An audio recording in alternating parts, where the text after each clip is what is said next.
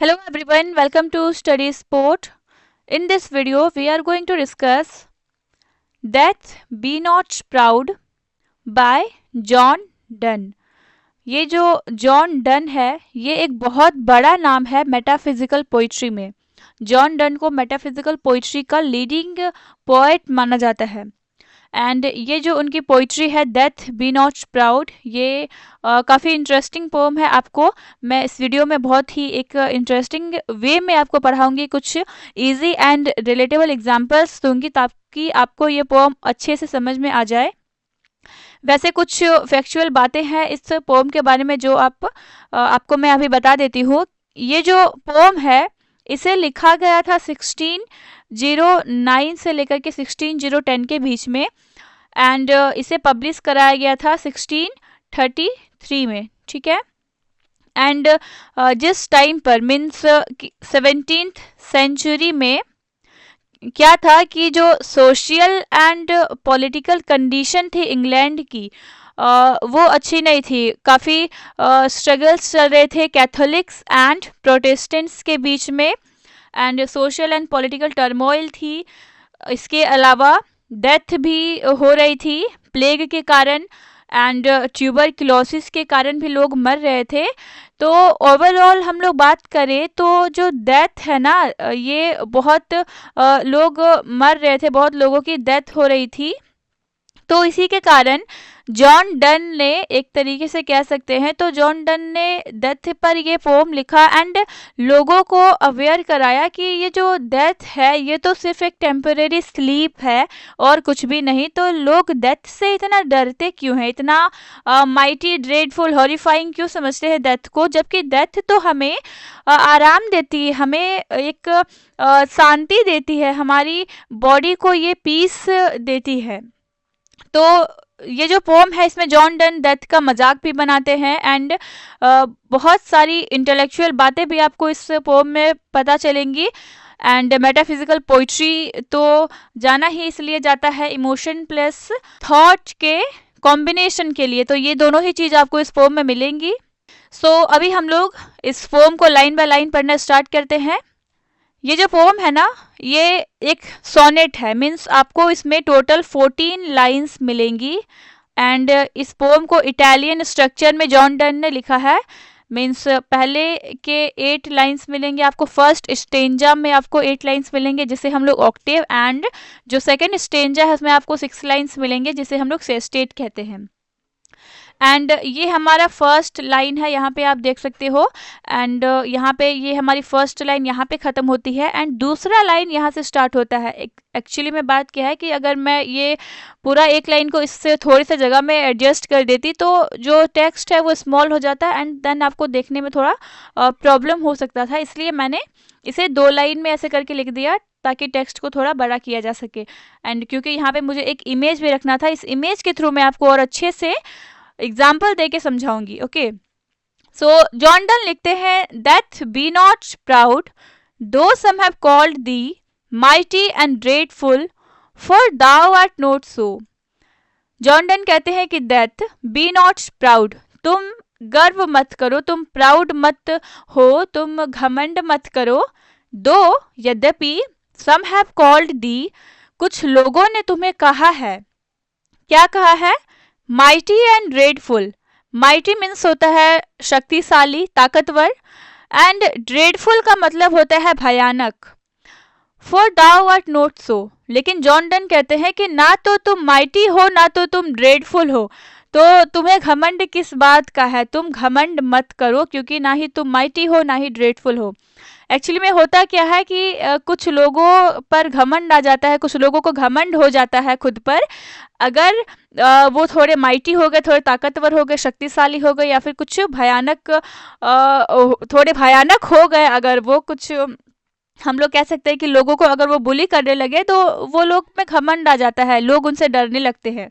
यहाँ पे आप एक इमेज देख रहे हैं, स्कूल की ये इमेज है जहाँ पे ये जो बच्चा है ये खुद को माइटी एंड ग्रेटफुल समझता है। इसके पीछे की ये इमेज देखो, इस तरीके की इमेज इस बच्चे ने बना रखा है, इल्यूजन बना रखा है लोगों पर। देखो और भी स्टूडेंट्स हैं इधर और इनके पीछे भी कुछ स्टूडेंट्स हैं, इन्हीं स्टूडेंट्स की तरह भी तो ये स्टूडेंट भी है, लेकिन इस बच्चे ने क्या किया है, अपना एक इल्यूजन, एक टेरिफाइंग इमेज बना रखा है कि ये थोड़ा माइटी है, थोड़ा ड्रेडफुल है, थोड़ा शक्तिशाली है। तो क्या है, अदर स्टूडेंट्स जो हैं वो थोड़े, कुछ लोग तो जो थोड़े डरपोक टाइप के होते हैं वो डरने लगते हैं, लेकिन कुछ स्टूडेंट्स क्या है, वो समझते हैं कि ये सिर्फ इल्यूजन है, ये एक्चुअली में वीक है ना कि स्ट्रॉन्ग, तो वो लोग मजाक भी बनाते हैं। तो इसी तरीके से डेथ क्या है, ये ना ही माइटी है ना ही ड्रेडफुल है, तो हमें इनसे डरने की कोई ज़रूरत नहीं है। लेकिन इसका इल्यूजन इतना ऐसा बना रखा है लोगों ने कि लोगों को डर लगता है। लेकिन जो लोग इस बात को समझते हैं कि डेथ हमारा कुछ नहीं कर सकती, ये सिर्फ हमें एक टेम्परेरी स्लीप दे सकती है और कुछ नहीं कर सकती, तो वो लोग डेथ का ही मजाक बनाते हैं। फॉर एग्जाम्पल जॉन डन ही, तो वो डेथ का मजाक बना रहे हैं, बल्कि लेकिन और भी लोग जो है वो डेथ से डरते हैं। आगे हम लोग लाइन्स को पढ़ते हैं, फिर आपको अच्छे से समझ में आएगा। For those whom thou thinkest thou dost overthrow, die not, poor death, nor yet canst thou kill me। तो ये हमारा थर्ड लाइन है एंड ये हमारा फोर्थ लाइन है, ठीक है। जॉन डन कहते हैं कि फॉर दोज whom, उन लोगों के लिए जिसे तुम सोचते हो कि तुमने, दाउ डस्ट ओवरथ्रो, कि तुमने उन लोगों को ओवरथ्रो कर दिया, उन लोगों को उखाड़ फेंका, उन लोगों का नाम मिटा दिया, या फिर हम लोग कह सकते हैं कि तुमने उन लोगों को जान से मार दिया। डाई नॉट, लेकिन वो लोग मरे नहीं है। पुअर डेथ, यहाँ पे जॉन डन डेथ का मजाक बनाते हैं कि पुअर डेथ, गरीब डेथ, नॉर येट केंस्ट दाउ किल मी, ना ही तुम लोग उन लोगों को ओवरथ्रो कर पाए, डेथ ने ना ही उन लोगों को ओवरथ्रो कर पाया, और ना ही तुम मुझे किल कर सकते हो। क्योंकि डेथ क्या है, ये हमें सिर्फ एक टेम्परेरी स्लीप दे सकती है और कुछ नहीं कर सकती। ये हमारी बॉडी को थोड़े समय के लिए सुला सकती है, लेकिन हमारे सोल को ये नहीं मार सकती। तो यहाँ पे कहने का मतलब ऐसा कुछ है। देन यहाँ पे इमेज देखो आप, ये एक थिएटर टाइप की कुछ इमेज आपको दिख रही होगी, जहाँ पे एक म्यूजिशियन है जो एक पर्सन को, यहाँ पे एक पर्सन होता है जिससे ये जो म्यूजिशियन क्या करता है, इसे गायब करके दिखाता है, लोगों को जादू करता है। लेकिन यहाँ पे अगर आप देखो तो यहाँ पे एक सीक्रेट डोर होता है जिसके थ्रू क्या करता है ये म्यूजिशियन, ये क्या करता है, इस पर्सन को इस सीक्रेट डोर के थ्रू डोर के उस पार कर देता है, एंड देन लोगों को दिखता है कि यहाँ पे जो पर्सन था वो गायब हो गया है। ठीक उसी तरीके से डेथ क्या करता है, वो हमें एक इल्यूजन दे सकता है कि उसने हमें मार दिया है, लेकिन वो सिर्फ हमारे बॉडी को एक टेम्परेरी स्लीप दे सकता है, एंड हमारा जो सोल होता है वो कहाँ चला जाता है, वो चला जाता है हेवन या फिर हेल में, एंड देन वहाँ से हमारा जो सोल होता है उसका फिर से रीबर्थ होता है हमारे इसी धरती में। तो ये जो हमारा बॉडी था, वो ह्यूमन बॉडी, उसे डेथ क्या करता है, सिर्फ एक टेम्परेरी स्लीप दे सकता है, एक रेस्ट दे सकता है और कुछ नहीं कर सकता। हमारी जो सोल होती है ना, वो एटर्नल होती है, उसे डेथ कुछ नहीं कर सकता। कहने का मतलब ऐसा कुछ है। आई होप कि आपको अच्छे से समझ में आ रहा हो। अब हम लोग आगे के लाइन्स पढ़ते हैं। यहाँ से हमारा 5th लाइन है ये, एंड देन यहीं पे हमारा 6th लाइन है। From rest and sleep which but thy pictures be much pleasure, then from thee much more must flow. तो अब जॉन डन कहते हैं कि फ्रॉम रेस्ट एंड स्लीप की विच बट दाई पिक्चर्स बी, जो हमारा स्लीप होता है ना, ये हमें क्या देता है, रेस्ट देता है एंड पीस देता है, जो कि डेथ के ही पिक्चर से, एक तरीके से कह सकते हैं कि डेथ का ही एक छोटा सा रूप है हमारा सोना, हमारा स्लीप। एंड स्लीप हमें क्या देता है, प्लेजर देता है, प्लेजर देता है, खुशी देता है हमें, हमारे माइंड को पीस देता है, एंड हमें रिफ्रेश करती है स्लीप। अगर आप कभी नोटिस किए हो तो आपने नोटिस किया होगा कि जब आप, जिस दिन आप कुछ ज़्यादा ही मेहनत वाली काम कर लेते हो, कुछ ज़्यादा ही थके हुए रहते हो, उस रात को आपको नींद बड़ी अच्छी आती है, एंड देन जब आप सो के उठते हो तो आपका माइंड बहुत ही फ्रेश फील कराता है आपको, एंड आपको शांति मिलती है। तो सोचो कि एक स्लीप से हमें जब इतना शांति, इतना प्लेजर, इतना पीस मिल रही है, तो जो डेथ है उससे हमें और भी ज़्यादा शांति, उससे हमें और भी ज़्यादा पीस एंड उससे हमें और भी ज़्यादा फ्रेश फील होना चाहिए ना, क्योंकि डेथ भी क्या करता है, हमें एक टेम्परेरी स्लीप दे देता है। तो डेथ हमारे बॉडी को और भी ज़्यादा अच्छे से पीस दे सकता है। तो कहने का मतलब ऐसा है यहाँ पे। ओके, सो अब हम लोग आगे के लाइंस को पढ़ते हैं। यहाँ पे हमारा ये 7th एंड ये यहाँ से हमारा 8th लाइन स्टार्ट होता है। जॉर्डन लिखते हैं, and soonest our best men with thee do go rest of their bones and souls delivery. तो जॉर्डन कहते हैं कि जल्दी ही हमारे जो बेस्ट मेन होते हैं, जो हमारे सबसे अच्छे लोग होते हैं, वो क्या होते हैं, तुम्हारे साथ चले जाते हैं rest of their bones, and उनका जो बोन्स है वो इस धरती में रेस्ट करने के लिए छूट जाता है, एंड उनकी जो सोल है उसकी डिलीवरी हो जाती है कहाँ पे, हेवन में या फिर हेल में। अगर उस इंसान ने अच्छे काम किए हैं तो हेवन में जाएगा, एंड बुरे काम किए तो हेल में जाएगा। एंड हमारे क्योंकि यहाँ पे बेस्ट मैन है तो ऑफ कोर्स वो हेवन में ही जाएंगे। तो क्या है, उनका जो बॉडी है, उनका जो सोल है वो चला जाता है हेवन में, एंड उनका फिर रीबर्थ होता है। यहाँ पे देखो हमारा बेस्ट मैन का एक बेस्ट एग्जांपल हो सकता है एक सोल्जर का। यहाँ पे एक सोल्जर पड़ा हुआ है जिसकी डेथ हो गई है, या फिर कह सकते हैं ये एक स्लीप में है, टेम्परेरी स्लीप में है, एंड इनकी जो यहाँ पे सोल देख रहे हो ये एटर्नल हो गई है। तो डेथ ने क्या किया, हमारे बॉडी को सिर्फ हमारे सोल से जुदा किया और कुछ नहीं, और बॉडी को तो अब रेस्ट मिल जाएगा, एंड हमारी जो सोल है उसे अब उसने, इस डेथ ने एटर्नल कर दिया है। एंड इस सोल का क्या अब डेथ कुछ कर सकती है? बिल्कुल भी नहीं। तो डेथ क्या करती है, हमें सिर्फ एक टेम्परेरी स्लीप दे सकती है और कुछ नहीं कर सकती। देन यहाँ पे हमारा सेस्टेट वाला ये स्लाइड है जहाँ पे हम लोग पूरे सेस्टेट को पढ़ लेंगे।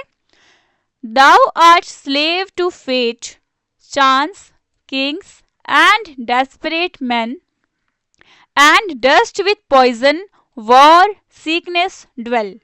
जॉर्डन कहते हैं कि जो डेथ होती है ना वो क्या है, स्लेव है, एक नौकर है। नौकर है ये किसका? फेट का, चांस का, किंग्स का एंड डेस्परेट मैन का, इसके अलावा पॉइजन का, वॉर का एंड सीकनेस का। क्योंकि डेथ क्या है, ये हमें कैसे आती है, या तो हो सकता है किस्मत में एक समय में मरना लिखा है तो वो मरते ही है लोग अपनी किस्मत में लिखे हुए समय के अनुसार, या फिर बाय चांस अगर एक्सीडेंट हो गया तो उसमें भी लोग मरते हैं। किंग्स ने, जब पहले राजाओं का शासन चलता था तो किंग्स ने किसी को मृत्यु दंड दे दिया तो उससे लोगों की मृत्यु होती थी। या फिर कोई अगर डेस्परेट मैन है, कोई अगर डिप्रेशन वाला आदमी है तो वो सुसाइड कमिट कर लेता है तो उससे भी उसकी मृत्यु हो जाती है। या फिर किसी ने जहर खा के खुद का जान दे दिया, या फिर कोई वॉर में कोई सोल्जर मारा गया, कोई भी नॉर्मल पर्सन मारा गया, या फिर किसी को कुछ बीमारी थी तो उसमें भी वो चल बसे। तो इस तरीके से कह सकते हैं कि डेथ ना दूसरे पर डिपेंडेंट है, ये डिपेंडेंट है इन चीज़ों पर। डेस्परेट मैन है, किंग्स है, चांस है, पॉइजन, सीकनेस, वॉर, इन सब चीज़ों पर डेथ क्या है, डिपेंडेंट होता है। डेथ की कोई औकात नहीं है, डेथ अपने से नहीं आती है। कहने का मतलब ऐसा है। And poppy or charms can make us sleep as well and better than the stroke, why swellest thou then.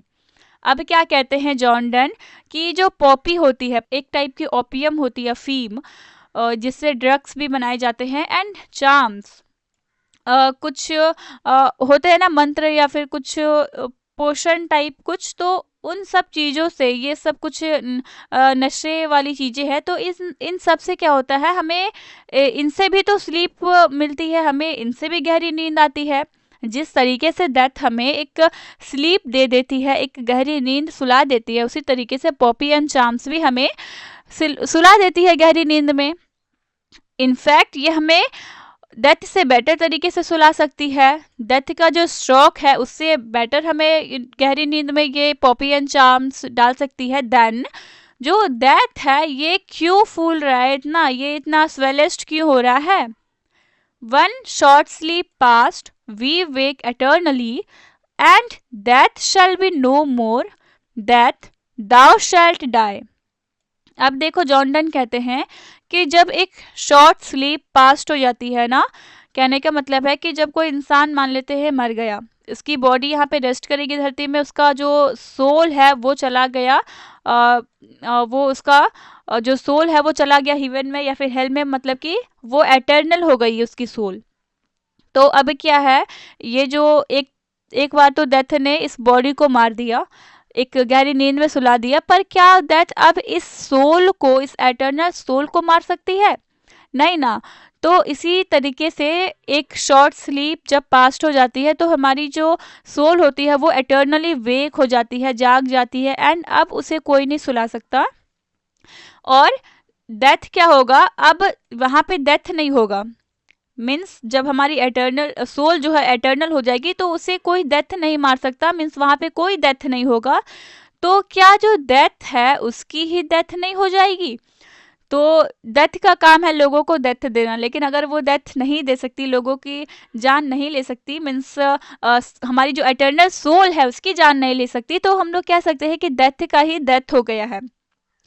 यहाँ पे जो जॉन डन है वो एम्फेसाइज करते हैं कि हमारी जो सोल होती है वो एटर्नल होती है। वो क्रिश्चियन बन गए थे अपने लेटर लाइफ में, क्रिश्चियनिटी को फॉलो करने लगे थे, एंड क्रिश्चियनिटी में इनफैक्ट हमारे हिंदू रिलीजन में भी तो ऐसा बिलीफ है कि हमारी जो सोल है वो कभी नहीं मरती। हमारी बॉडी एक गहरी नींद में चली जाती है, लेकिन हमारी जो सोल है वो कभी नहीं मरती, उसका रीबर्थ होते रहता है। तो इसी पर एम्फेसाइज करते हैं जॉन डन। एंड उस टाइम पर क्योंकि डेथ हो रही थी बहुत सारे लोगों की, लोग हताश हो रहे थे, परेशान हो रहे थे, तो जॉन डन ने कुछ इस टाइप की पोइट्री लिखी, लोगों को हौसला दिया कि डेथ से इतना मत डरो। एंड आई होप कि मैं आपको इस पोम को अच्छे से समझा पाई हो एंड वीडियो के थ्रू आपकी हेल्प हुई हो, तो हमें सपोर्ट करें।